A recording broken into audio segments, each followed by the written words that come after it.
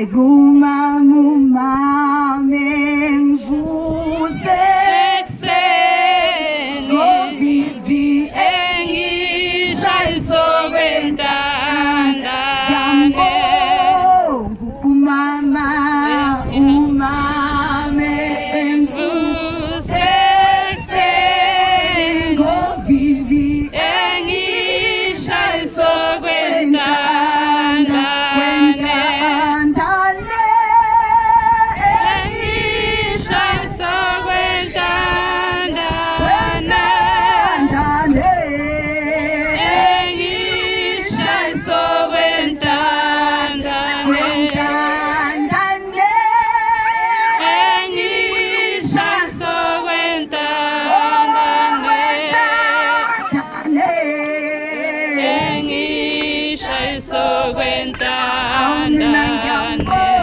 Mama wami kumame ngivuse ekuseni engishayisa kwentandane kumama ngivuse ekuseni engishayisa kwentandane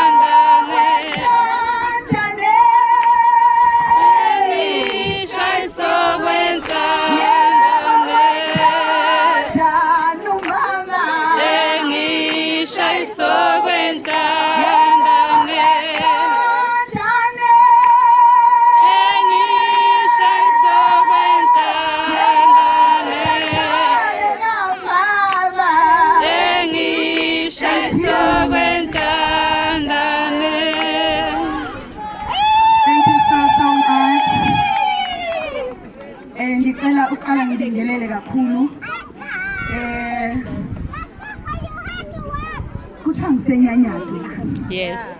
Sihlezi ke ngakithi mangabe sithi nothe sithi lutho enyanyatho. Ngingazi ke ngiyoze ngifike nginyathele khona enyanyatho. Kuthiwa isemfundweni la isigodi. Ngiyakuthi ngidadishile? Yeah. Ikomthombeni lana koduma kolwandle olungawelelwe inkonzo abangongoloza ekwanetshe kwavuthwana nabasala bedumbuka ukukhona kakhulu ukubheka ekhaya sishado ubaba Mthombeni ngokuthi mabehleli bathi kaMthombeni eMzumbe kulamakhosikazi awu4 ubani kombe sithakeze emcimbini bakhethabile cabaka. Ngiyabonga kakhulu ngizizwa ngingebe special kanje bengingaba noma ubani ngoba ngale kokuthi nje umenyile kodwa siwumndeni. So ke ngifuna ukubonga kakhulu nje izandla ezifudumele Nkosi yami sengizwile ngifikile abantu bahle bayangithanda ngiyabathanda. Yeah, I think I'm overwhelmed. Phina bese ngicela ngokubingelela wena sithando sami. Mina ke ngishaya ngamafushane ngoba ngisuka kude. So bengihamba indlela ende kangaka madoda ngizoshaya ngamafushane. Kwathiwa komunye ubaba sicela ukuthi kusukuma ubaba ubani banathi fahla wasukuma naye wafika wathi fahla. Hayi mina ngikho lapho angizuthi fahla ngoba uma wakho ungicelile ukuthi ngikhulume nawe izinto ezibalulekile engicathi uzozidinga kolejeni oyiqalayo. Funa ukubongela kuqala gcina for ukwazi ukuthi uzigcine njengegama lakho. Ugcina into enhle eyigugu eyiyona yonke into. Eqinisweni masingavuma sonke niyazi ukuthi intombi iyigugu kangakanani. Ukubona uma usayintombi ukuthi uhlukaniswe ebantwini kuthiwa ngeke uhlale wena la useyona intombi. Kuba buhlungu kulosuke ngeyona intombi kodwa kumina nokuzigqaja kulosayintombi. Okwenza ukuthi nomunye akhuthalele ukuthi engathi ngingahlezi intombi yazi ninikwe isithebe esikhethekile esinenyama engathi icebile. Bese thina abanye sinikezweke nje phela inyama sekade sayiqala ngithi. So into enhle leyo kakhulu sifuna ukubongela akujwayelekile esikhathini esiphila kusona manje sekurare kakhulu. Ukuthi ukwazi ukuthi ufunde uphothule usazoqhubeka ungakaqedi ushilo uma wakho, you're also a good man. I love that line because iyangitshela ukuthi khona la uphokophele khona ngoba esikhathini samanje imfundo yodwa ayisamele. Awukwazi ukuba nje ne-stream of income A1 vele kungaphileki. Le makeup ukuyi-maintaina nje ngeke kukwazi ukuthi ingene sebenza wodwa, yabo. Le look inhle kakhulu and kumele uyigcine nje angithi. So ngibongela ngalokho ke. This is only the beginning, Gcina. I just want you to go out there with pride. Ufike uzigqaje ngoba wena uyimbali yezwe. Ngiyazi ukuthi lento yokuba imbali yezwe abantu sebeve bakuthatha kancane nje kusuka nehlibha nenje ngathi ngiyimbali yezwe. Kodwa imbali nike niyibona ukuthi buka nansi etafuleni. Imbali iphathwa kahle iteketiswe ngoba phela imbali ifreshana. Ngeke uvele uyithathe nje uyithi uzosuyayibona iqhithika phansi. So uyileyo nto ke uyimbali yezwe. Uma kufanele kube nalomcimbi bonke kube khona imbali ingekho. Each and every table khonani imbali. Why imbali? Why bengabi noma yini? Imbali idelelekile mhlambe komunye ngoba phela into etshaliwe nje uzokusuya yikha kuphela ibune. Kodwa i-value yembali ngeke uzuyifanise nalutho. Ingakho mangabe uyithanda mesisimseleko mangabe uyithanda uyayichelela awuyikhi. Kodwa uyichelela lapho mayifuna umthunzi yenzela umthunzi mayifuna ilanga uyivezela ilanga. Awuyikhi ngokuthi uyayithanda uyibeke kuwena ngoba mekuyibeka kuwena iyabuna. Therefore wena ibe imbali eqhakazile ehleli lapha ya. Uzazi ukuthi uyiyona imbali ngoba singasho thina but wena if awukwazi lokho akusho lutho. Ngiyazi ukuthi mhlambe into engibulalizwe kakhulu lento leyo yokuzicompare nabantu ngoba nilingana nabo ngokweminyaka, ngoba nifunde kanye kanye, ngoba nithola umsebenzi ndawonye bese ucabanga ukuthi impilo ephilwa womunye umuntu kufanele nawe uphile yona. Njengoba uphuma la mhlambe nje no time uzobe sekunendawo yakho yokuhlala ungasekho phansi kwabazali bakho kophahla lwakho, sawudingani manje ukuyolanda lezi zinto ezitshalwe kuwena kazukhulu. One of those things ile yokuthi uphila impilo yakho engahlangene neyomunye umuntu. Noma ngaba njani uma khumalo ungambukeli ukuthi ngifuna ukwenza into njengaye ngoba wazi ukuthi masihlukana nje asihola umholo olinganayo, sihlale deskini eliyi-1, sikhuluma nama-clients afanayo, yini enye engenzayo outside of work. Wena ufuna ukubuya ugqoka amahila afana nawami, awazi ukuthi awa-afford. Ucabanga ukuthi ngoba ngeke ngihlule sihola imali elinganayo, kanti nenye into engenzayo engeke ngikutshele yona eyisiphisi yami. So ke phila impilo yakho kulane yakho, ungafakelwa ipressure abantu ophila nabo abaseduzane kwakho, because wena unique, uphila impilo yakho uwena uwedwa, akekho umunye ugcina ngaphandle kwakho. Noma khona uzofana ngegama but wena uwe wedwa. Therefore ukuhlala kulane yakho kusho ukuthi uma ngabe iposition emsebenzini itholwa umuntu ongayideserve and you know naye futhi uyazi, ungaphuma uhayiza kumemezizwe. Impilo unfair. Yes, Leon. Impilo unfair. Ayikho into ethi ngoba naku you are a good person izokwenzeka into ezinhle kuphela kwena. Bad things happen to abantu abaright nabalungile ezolo. Therefore uma ngabe ubona ushawa izinto ungasho ukuthi sengizigcine kangaka, ungasho ukuthi sengenze kahle kangaka. Abazali bami sebe proud kanje why lezi zinto zenzeka kimi ngoba impilo injani unfair. So ngenzela ukuthi ungashayi phansi ukuyibona ingane imasi i-drama tantrums ukuthi mongabe uthi yela suka lapha shayi phansi ngekhanda. Never do that. Ivele impilo unfair. But yini engiyithanda ngempilo ayilenzi iphutha. I-universe iyakhokhelana. Amen. Uma khuluma ngento ekhokhayo i-universe isikhathi sakho iyasikhokha. Noma yini ekulahlekela iyayikhokha only if we deserve. Ungacathi uzohamba ngama-shortcuts ukuze ufike entweni, akusiyo yonke into okwazi ukuvela ufike kuyona ufike uyicaphune nje ubuye nayo. Ezinye izinto ziyasetshenzelwa kanzima. So I hope ukuthi amathombeni akufundisile ukuthi akuyona yonke into empilweni ezakalula, and umbuso wabo namandla abo ngelinye ilanga noma bangakushiyela into engakanani kodwa kuzofanele uziveze wena. Ngiyazi mina enye into engayisho ngathi ngiyayithanda lento othi manje introduce kuthiwe uThobile uMakhumalo wakaMseleko. bese kuyashiwo ukuthi ngishade nobani. Ngicika ukuthi bese kuvele yonke le bio lena ngingasabe yami ibe ngalomuntu ekukhulunywa ngaye. Yes. Lokho kuthiwa ngishadile, uthobile uMakhumalo wakamsele kushade noMusa Mseleku onjani njani njani. Ngikuphi mina? Usekho. Angisekho. I had to strive for ukuthi ngakhe lami igama elingamfaki uMusa.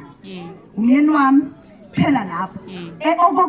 Yonke lento eshiwo usishelo memela ngaphambili amandla ami ukusebenza kwami kanzima. So ke ngizama ukuthi kungathofozela la uhleli khona kodwa ikusasa laziwe.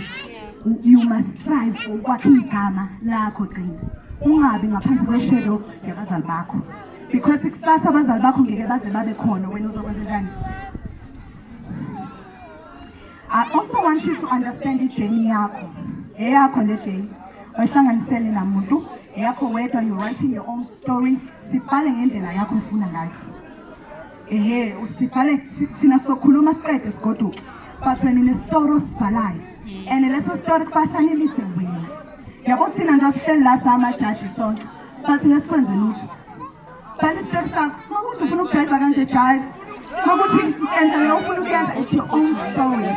Umuntu ekumele ube proud ngestory sakho ukuthi ngisibhale kahle istory sami. Because nami ngihleli lapha phansi nje nginezinto zami nami ezingishayayo mfana ezingididayo mfana ngizwe ukuthi ngiyahayiza manje. Istory sami.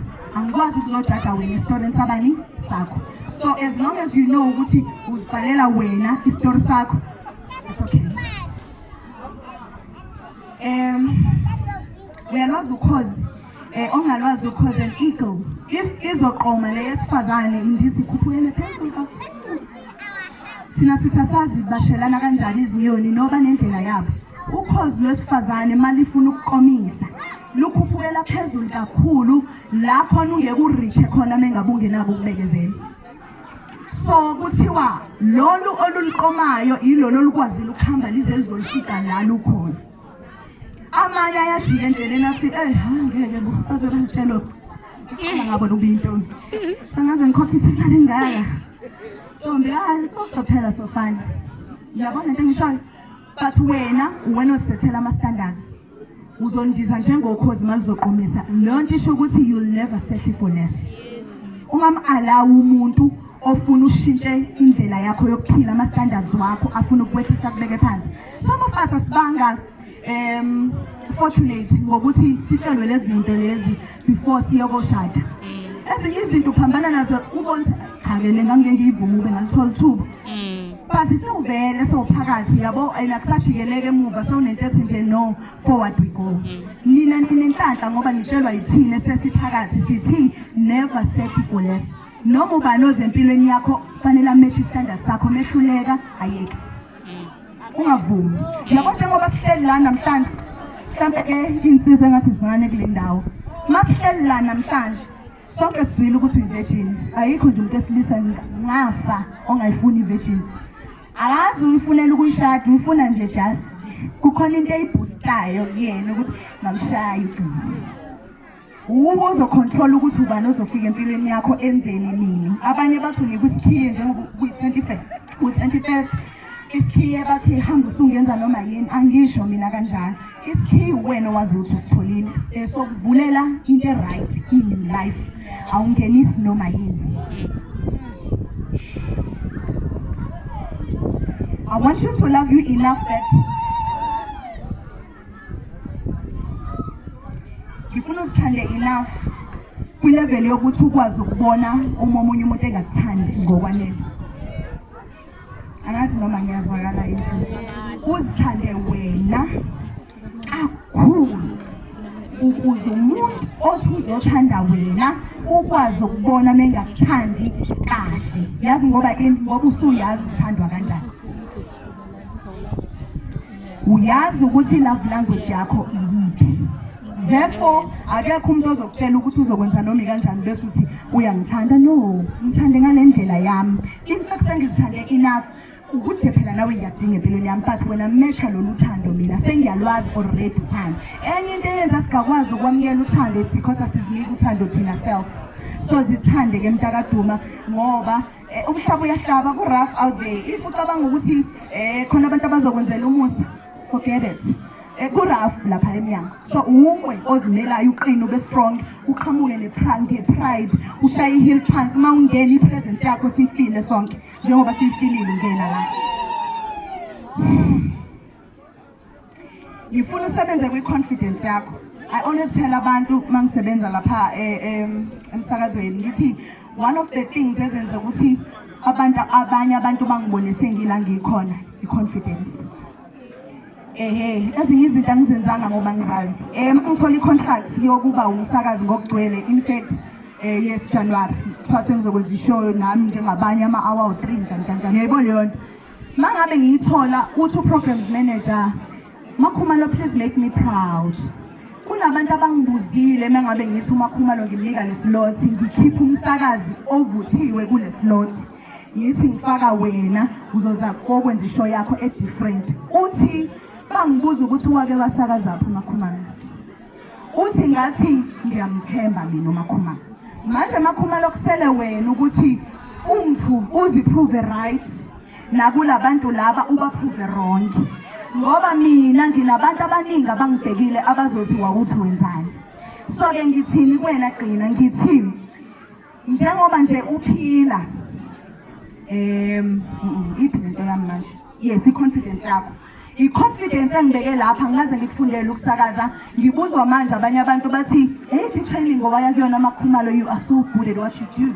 Ngithi mina angikaze ngiye kwi-training, but because lento bengifuna ukuyenza ngingafuni ukufail, ingakho nje nibona lokho enikubonayo. So i-confidence iyakuthatha ikubeke la phambili. Ithi masikubekile phambili kufanele wena amandla akho approve ukuthi awuzanga nje ngezinyawo la, uze ngoba uyadeserve ukuba la. So i-confidence kodwa izokulanda. Uyabona kuthiwa oyedwa kasukume lapho ukubona wonke umuntu ehlala phansi bese wena uyasukuma nge-confidence. Awukwazi umbuzo okuzothi wani uma ufika phambili mhlawumbe uzozi-embarrass, but i-confidence ikubeka phambili bese umusa i-grace ikwemboze. Masufike phambili ngeke uNkulunkulu akwenzele phansi. Ngoba usuku mebekubuka abanye bathi hey hayi ucathi akwazi wayitshela bo wazi waphapha lo. Ifika i-confidence yakho ikubeke ikushiye ihambe yohlala phansi bese kuthiwa ziprove girl, bese uyaqala wenza lokhu uNkulunkulu akwemboze kona. Maso excelile kuqona awusho ukuthi ngiyambona, but what you do is uba humble, because i-humbleness izokugcina la ubekwe khona i-confidence. Noma ngiyazwakala ingazwakala. Izokulesa i-confidence kodwa ngeke ihlale nawe. Izofika ikushiye uziprove. Mawuqeda ukuziprove uba humble kugcine la ubekwe khona i-confidence. Bakhona abanye wena Gcina abathathiwe i-confidence ababeka phambili mabefika abakokomala yabathatha futhi i-confidence ababuyisela phansi ngoba basakwazi ukumelana nabantu ngoba sebeyabheda ngithi.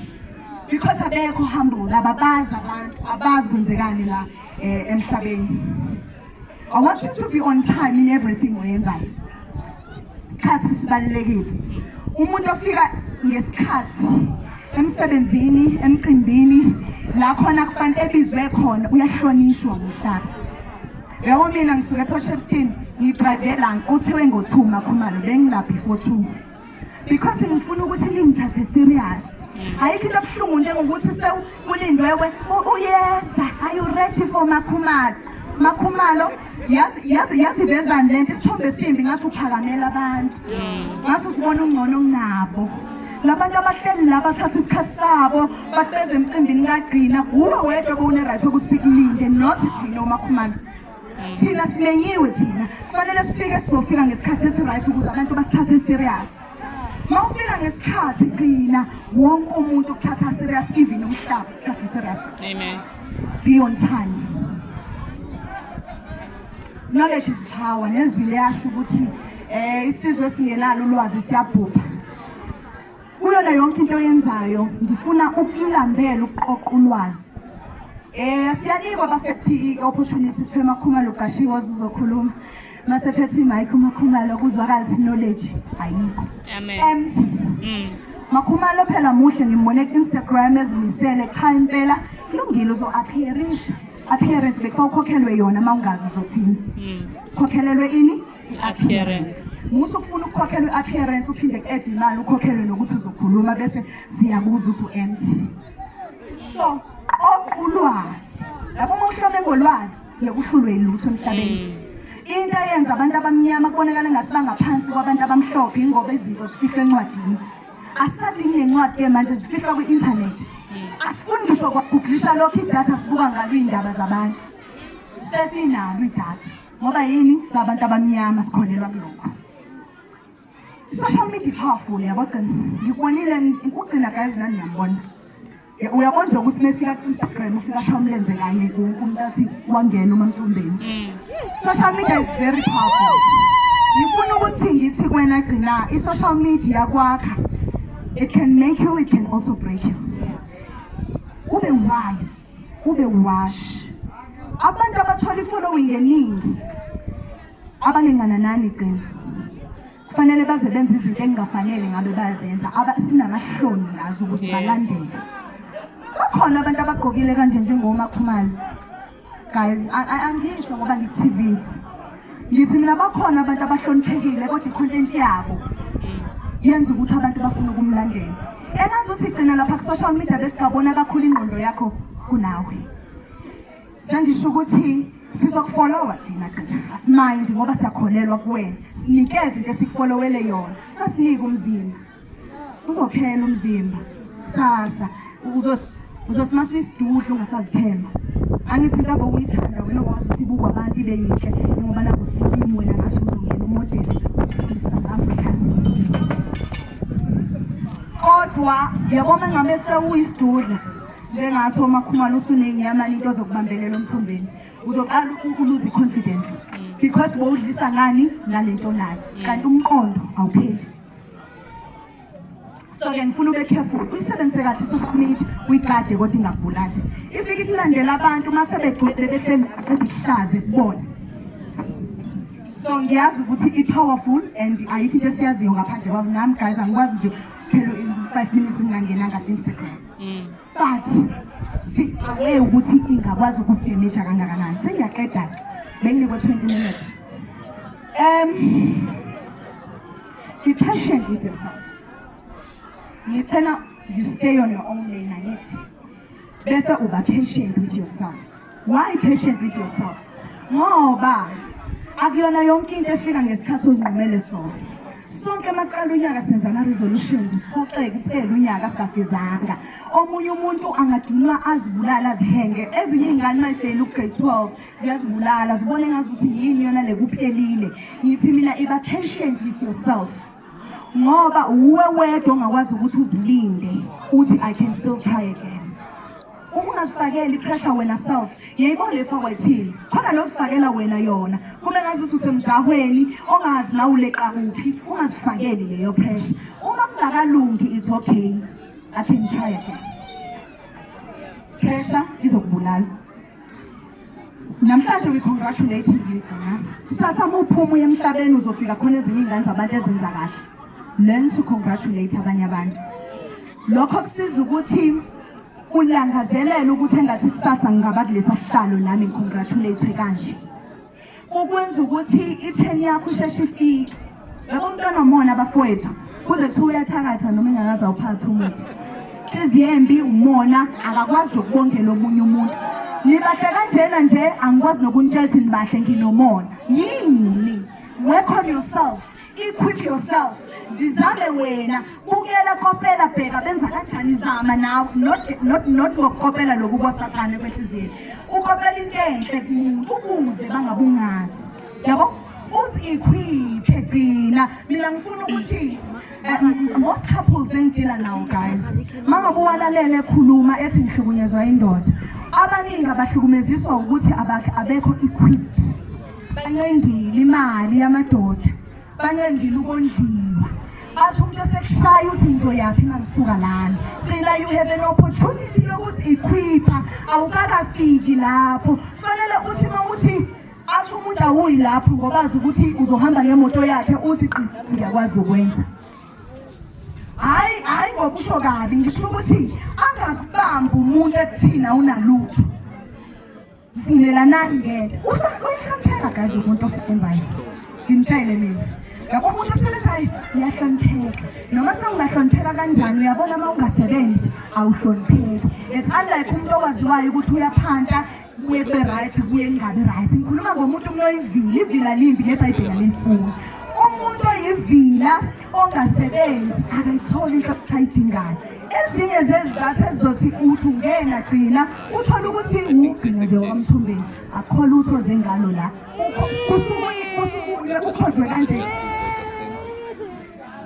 Yebona ufike sesigcwele ihlala ukhodwe kanje. Kubukeka indlela oyiyona ozipresenta ngayo. Indlela esizokuthatha ngayo yilo wena ozosingeza nganoma niyezwa yini. Indlela esizokuhlonipha ngayo yilo ozozihlonipha ngayo. So ke lento iletha kuthina soyibuyisela kwena. Ngiyagcineni mina manje. No matter how educated, successful and wise you can be gcina. Ungakhohlwa ukuhlonipha abazali bakho. Ungababukeli, never look down. Never. Ungababukeli phansi abazali bakho. Njengoba bekufundisa bekwenza emkhulu bafuna ubadlule. Abakwenza ukuthi ubadlule bese ubabukela phansi. Let me tell you a secret. uNkulunkulu ufakile a special wisdom kubazali eza ne-experience eza nokukhula kweminyaka. Wena ufunde kangakanani khona ubuhlakani obuthola kwisalukwazi ehleli lapha esifundile. Never ever noma ngathiwa indawo okuyona iphakeme kangakanani ungababukeli phansi abazali bakho, ungababoni engathi abafanelekile, ungaboni engathi bazokuphoqa mabengena, ungasho ukuthi izifundiso zabo asasho lutho abazali sengikhuzisile ngafika la shoba kwethu sing right. Awuyenzi leyo. Bayohlezi ke la emva kwakho bewumgogodla wakho ubakhumbula. Abakufundiselanga ukuthi ubone, bakufundisela ukuthi uzimele. Kodwa uyadinga ukuthi bahlezi besemva kwakho. Baphusha ngomkhuleko, baphusha ngokusethemba, baphusha ngayo yonke into ongayicabanga. Amakhono ama-number one supporters akho and friends are your parents. Ungajahi ukuthi ujabulela umakhumalo ama-friends akho, qala kubazali bakho. Number one. Thina bese sokhalanisela ngoba nakusingafuni uphoxeke yabo noma wenza into erongi sikutshela kodwa sithi phela angazi aphatheke kabi. Uma wakho uzokudweba ngempama usuhleli phezulu lekhulu. Akubuyisele la phansi kodwa bese uyahlala uqoqeke kubuye into awumdala enough ukuthi umzali wakho ngekasakwazi ukutshela yenzani. Never allow anything to stand before you and your success. As in never. Uwe ne-success yakho nibhekene kanje manje. Ayikho enye into ekufanele uvume nephambi kwakho ibe i-stumbling block. Anything ekublockela i-success yakho zama indlela yokuyigudlusa. If ayigudluki dlula phezu kwayo. Sengisho ukuthi angithi uzoyicela ukuthi ngicela ugudluke bandla ngifuna ukudlula ngiya ku-success yami. Bese iyama nayo iyaqhoqhokala ithi angiyindawo. Dlula phezu kwayo. uNkulunkulu uzokunika amandla ukuthi uyigibele ekhaya phezu kwayo. You understand? Ephesians 3 verse 20. This is lenkosi ngiyibhalanga leli verse leli kodwa ngiyazi uNkulunkulu uzosisiza. Ephesians 3:20 ithi madoda Islam ithi to him who is able to do exceedingly abundantly above everything that you can be able to think of. Yithi mina kuye lo namandla amakhulu ongakwazi ukuthi enze konke nokungaphezulu kwalokho okucabangayo. Lalela ke secret kodwa ukwenza ngamandla akuwena. Uzwi? Unamandla avalelwe ngaphakathi kuwena. You can do all things. All things. When you say through Christ who strengthens us. I want you to know your strength and also to know your weakness, your strengths and your weaknesses. That's what sebenzisa to your advantage. Abe umuntu ongazazi ukuthi ubhude nini, ubhede nini, vele kuthi lokabheda kona shone kona bukwethina simhlele. So uzokwazi ama-strengths wakho, uzokwazi ama-weaknesses zakho. The minute you understand your weakness, umakhumalo ngeke akusebenzisele yona, ngeke ayisebenzise against you. Ngoba usuyayazi. to know your strength kukusiza ukuthi u-excele la wazi ukuthi u-strong khona ngoba kusazokufika la u-weak khona bese ungazi uzokwenza njani. Mina bafowethu amangikuthi konke bekufanele ngikusho ngishilo ngafa. Amen. Onendlebe uzwile knowledge eningi iyaphinde la iphume ngesinye isikhathi. Engathi ngingashiya nakho konke lokho engishiyele kona. Zazi ubani uyimbali yezwe untombi yophumela ngaphandle uzigqaje usinike lokho ofuna sikunike kona. Ungasinike enye ungaphili double standard life. Wena kufanele uma uphuma sazi usinanga ugcina njengoba ebhekele u1 no2 no3 ngingathi la ngazobunye ngala ngazobunye. Once wangabi consistent entweni oyenzayo ushayeka. Yabo? Nale kokuthini nokuthini mina ngiyanithanda. Mina ngiyakuthanda and ngiyabonga for this opportunity. One day usuhlele eParliament or wherever uyokhona uyokukhumbula kwashiwo uMakhumalo and mina ngiyobe ngijabula ukuthi loya mntwana loya yayingabe ngakhuluma izwi lo yena and buka namhlanje sele manifest. Amen. Amen.